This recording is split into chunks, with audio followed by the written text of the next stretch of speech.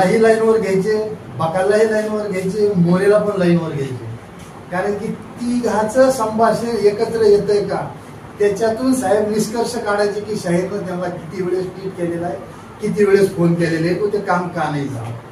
ज्यावेळेस त्यांना समजायचं की बाबा एजन्सीकडे भरपूर दुसऱ्या शाखेचे काम होते, त्यावेळेस साहेब कुठंतरी थांबायचे. आणि दुसऱ्या दिवशी मग ज्यावेळेस मी त्यांना म्हणायचो किंवा साहेब ते काम मी उद्या करतो, त्यानंतर साहेबाचं त्या ठिकाणी सांत्वन व्हायचं. आणि काम झाल्यानंतर मी 4-5व्या दिवशी त्यांना सांगायचो की साहेब हे काम झालं म्हणून.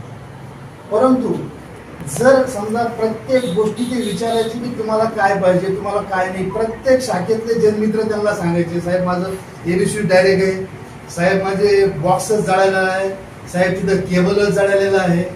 परंतु त्या व्यक्तीनं त्यांच्या आधिपत्याखाली त्यांच्या अधोरेखित कार्यक्षेत्रामध्ये जेवढ्या काही गोष्टी मिळतील तेवढ्या त्यांनी आपल्याला सर्वांना दिलेल्या आहेत. परंतु आडतच नाही तर पोहऱ्यात कुठून येणार आहे. वरिष्ठ कार्यालयात जर समजा देत नाही तर हे व्यक्ती तरी कुठून देणार आहे. परंतु तिथंही न थांबता जुनं पानं कंडक्टर हे ते आणून त्यांनी कसं ना कसं तरी करून प्रत्येक जन मित्राचे त्यांनी काम करून दिलेले आहेत. माझ्या शाखेमध्ये ज्या वेळेस सप्लाय इंटरप्शन होते त्यावेळेस माझ्या शाखेतील माझे सहाय्यक अभियंता व माझा एक सहकारी या इंटरप्शन मुळे निलंबित झाले होते.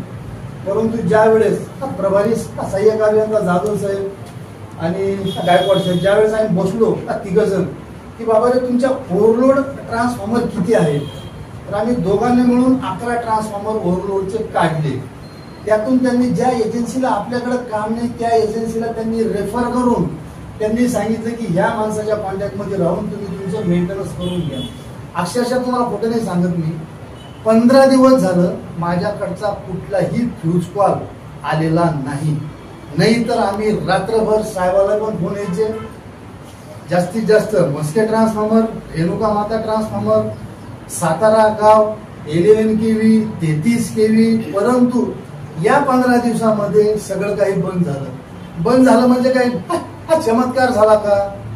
ते काम माझे सहाय्यक अभियंताही करू शकले असते, परंतु का नाही केलं? त्यांच्याकडे सुद्धा भरपूर लोड आहे.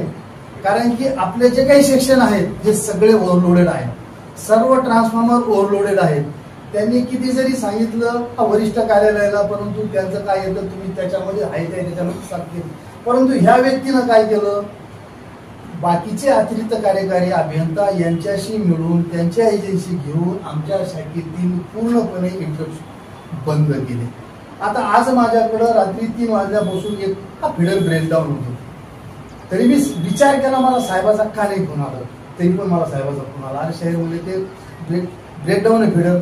मी साहेबाला एवढंही म्हणलं साहेब तुम्ही आज जाणार आहे तर जाऊ दे ना, मी घेतो बघून. नाही असं कसं, ते बघून घे म्हणलं साहेब ते चालू होणार आहे असं तसं. मी तरी त्यांना उडवाउडवीचे उत्तर दिले, परंतु त्यांचं काही समाधान झालं नाही.